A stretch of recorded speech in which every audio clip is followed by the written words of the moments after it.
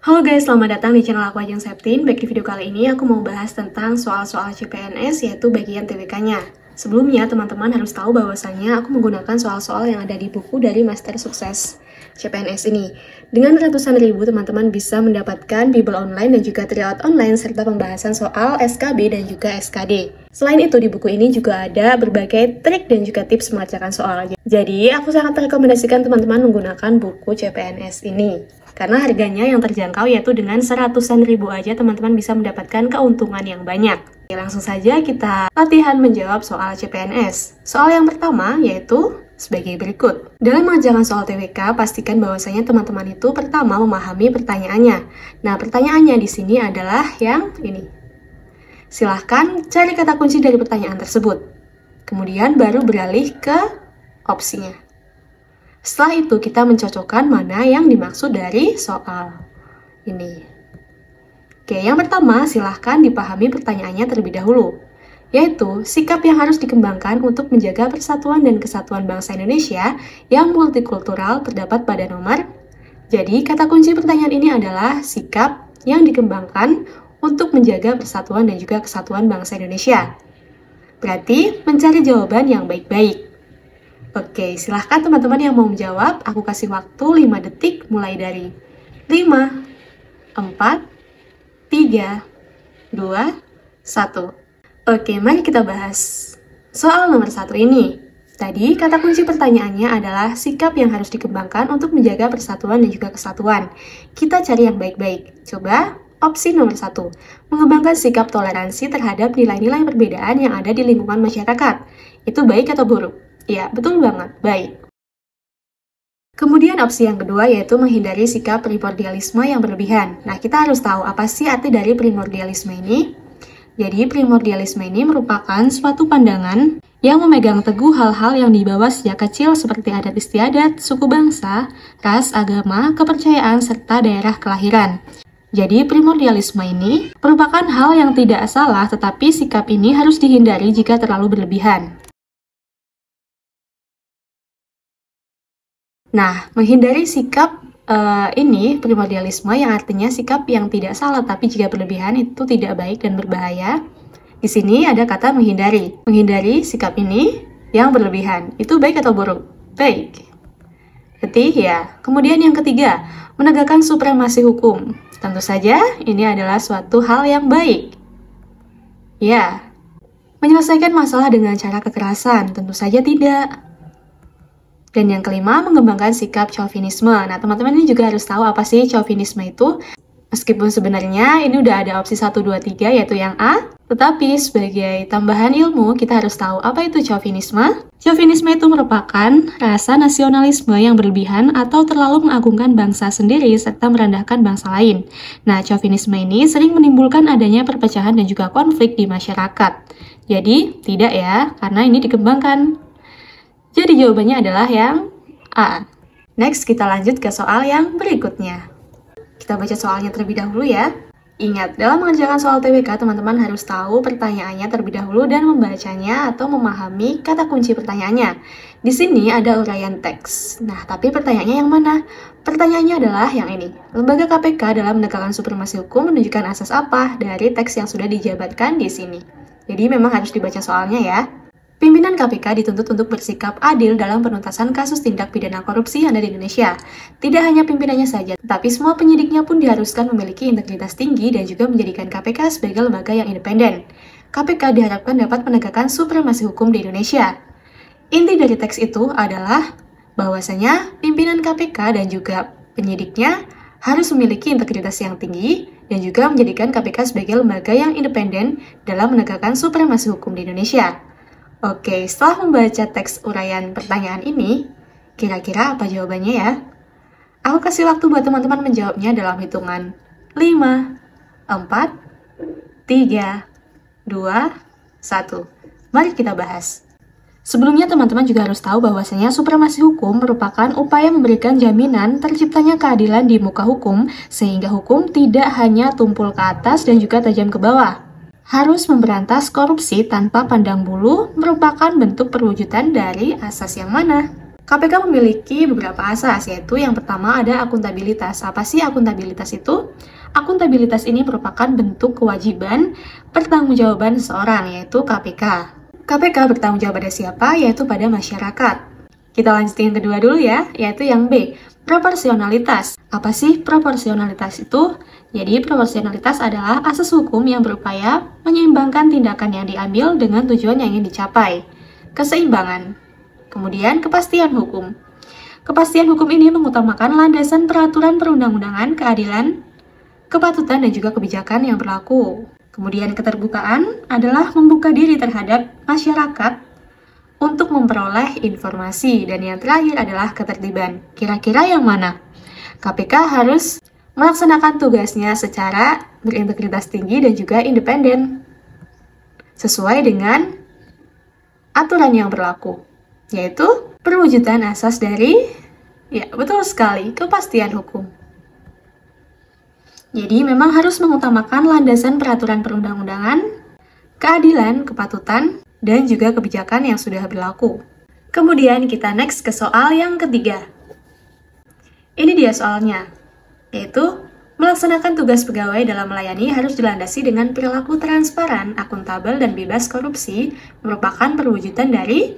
Silahkan aku kasih waktu untuk menjawab soal ini dalam hitungan 5, 4, 3, 2, 1. Soalnya adalah melaksanakan tugas pegawai dalam melayani harus dilandaskan pada perilaku transparan, akuntabel, dan bebas korupsi, merupakan perwujudan dari integritas apa? Jadi teman-teman juga harus tahu pengertian dari integritas internal, eksternal, sampai dengan struktural.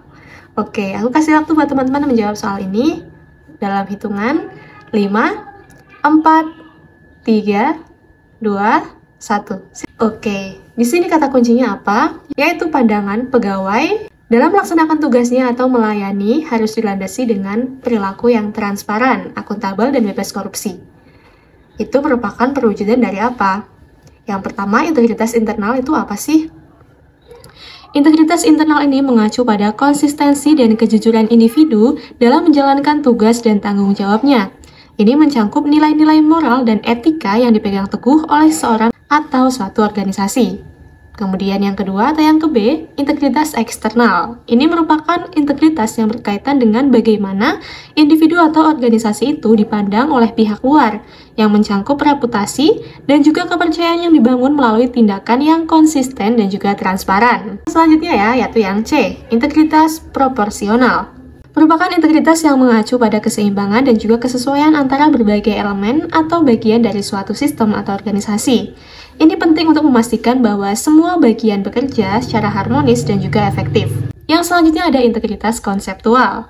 Apa sih konseptual itu? Nah, hal ini berkaitan dengan ide-ide atau konsep yang mendasari suatu teori atau praktik. Ini mencangkup pemahaman mendalam tentang prinsip dasar yang membentuk suatu bidang atau disiplin ilmu. Nah, kemudian yang terakhir ada integritas struktural, yaitu mengacu pada susunan atau kerangka dari suatu sistem atau organisasi yang mencangkup bagaimana berbagai bagian atau elemen yang diatur dan dihubungkan satu sama lain untuk mencapai tujuan tertentu secara struktural. Nah, di sini kuncinya adalah dilandaskan pada perilaku transparan, akuntabel, dan bebas korupsi. Jadi, tadi apa yang transparan? Adalah yang B. Next ke soal yang selanjutnya.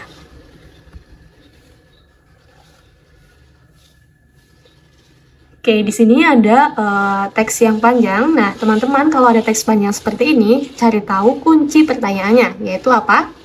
Cara yang dapat dilakukan untuk membangun integritas adalah dengan memegang teguh nilai. Nah, ini sudah diketahui bahwasanya soal ini meminta yang baik-baik. Dari apa? Dari teks yang diuraikan di sini. Kita baca teksnya ya.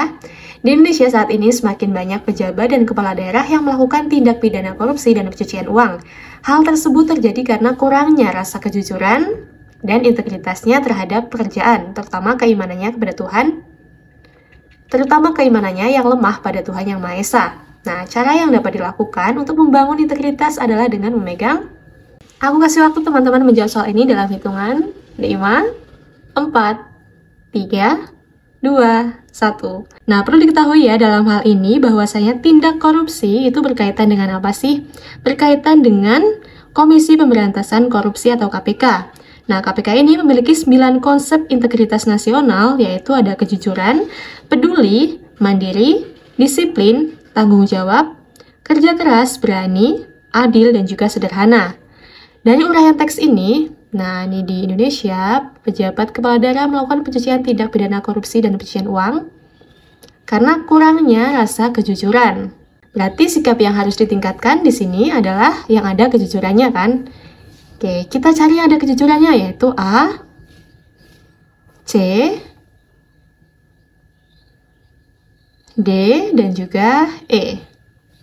Untuk memiliki sikap yang jujur, kita tuh harus merasa apa? Bahwasanya merasa pekerjaan kita tuh tanggung jawab kita yang harus ditunaikan. Nah, coba kita cari tahu yang ada jawaban tanggung jawab dan juga kejujuran. Nah, ini tidak ada, kita eliminasi. Ada tanggung jawab dan juga kejujuran. Ini. Berarti yang D. Seperti itu ya cara menjawabnya teman-teman. Kita mengeliminasi jawaban-jawaban yang kiranya tidak perlu. Di sini apa sih pertanyaannya? Pernyataan tersebut merupakan isi tercantum dalam, nah ini teman-teman harus paham dan juga tahu apa isi dari pasal-pasal dalam undang-undang ya. Yang mana di sini disebutkan yaitu bunyinya tiap-tiap warga negara berhak dan wajib ikut serta dalam upaya pembelaan negara, yaitu tentang bela negara. Itu di pasal mana coba? Oke, aku kasih waktu teman-teman menjawab soal ini dalam hitungan 5, 4, 3, 2, 1. Kita coba lihat dari yang opsi ke E, yaitu Undang-Undang RI nomor 20 tahun 2003. Ini tentang apa sih? Sistem Pendidikan Nasional. Berarti tidak ya. Kemudian yang ke D, Undang-Undang RI nomor 3 tahun 2002. Tentang apa sih? Yaitu tentang pertahanan negara. Di sini yang diminta bela negara. Berarti bukan. Kemudian yang ke C, pasal 30 ayat 3, itu tentang apa sih? Tentang tugas TNI. Ini juga bukan, karena yang diminta adalah yang berbunyi ini. Kemudian ya, pasal 27 ayat 3 UUD 1945, bunyinya apa? Bunyinya adalah yang ini. Tiap-tiap warga negara berhak dan wajib ikut serta dalam upaya pembelaan negara. Jadi jawabannya yang B. Kalau teman-teman hafal ini, baru baca aja dan baca soalnya aja, teman-teman tuh udah tahu, lihat opsi jawabannya yang mana. Jadi memang harus menghafal dari pasal-pasal yang ada di undang-undang, terutama yang terkait dengan bela negara, hukum, gitu ya.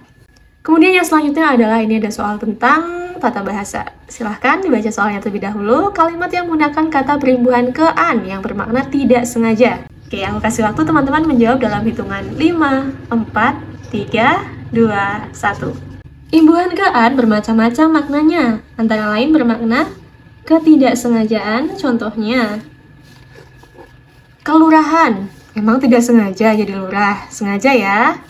Tidak. Kerinduan, tidak dapat dibendung. Kerinduan ini merupakan suatu hal yang timbul dari perasaan, yang menyatakan bahwa orangnya itu rindu. Kita lihat di sini dimintanya tidak sengaja, sesuatu yang dilakukan tidak sengaja. Ketika hujan deras, rumahnya kemasukan air. Nah, ini sengaja atau tidak? Ayo. Karena hujan kan? Hujan yang deras, rumahnya kemasukan air. Kemudian coba yang selanjutnya, semenjak menjadi siswa SMA, kemandiriannya tidak bermaksud tidak sengaja kan? Ini dibentukkan kemandirian. Kemudian Pak Hasan tinggal di Kebagusan. Ini nama daerah. Nah, berarti yang bermakna tidak sengaja adalah yang C, ya betul sekali, kemasukan air. Jangan lupa teman-teman membeli buku CPNS di Master Sukses. Nih, teman-teman akan dapat bimbel online dan juga tryout online. Selain itu ada soal SKB-nya, jadi udah nggak perlu beli banyak-banyak ya bukunya. Di buku Master Sukses teman-teman udah bisa dapat soal SKD, SKB, trik dan juga tips menjawab soal, kemudian bimbel online dan juga tryout online. Hanya dengan 100.000 aja. Sekian videoku kali ini, semoga bermanfaat. Sampai jumpa di videoku yang selanjutnya.